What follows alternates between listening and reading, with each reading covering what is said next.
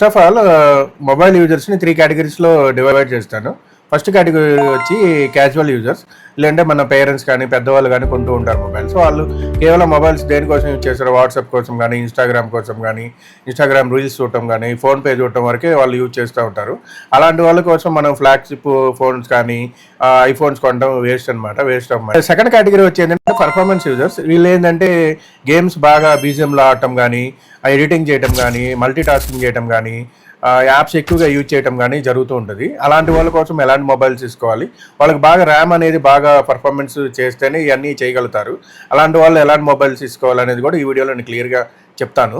And finally tech users అంటే మేము ఏంటంటే ఐఫోన్ లాంటి కంపల్సరీ తీసుకోవాల్సి వస్తుంది. నా టెక్ యూజర్స్ అందరూ ఏంటంటే ఐఫోన్లోనే షూట్ చేస్తున్నారు. ఇప్పుడు అలాంటప్పుడు మనకి ఐఫోన్ బాగా యూజ్ అవుతుంది. అలాంటప్పుడు మనం ₹1,00,000 పెట్టిన ప్రాబ్లం లేదు.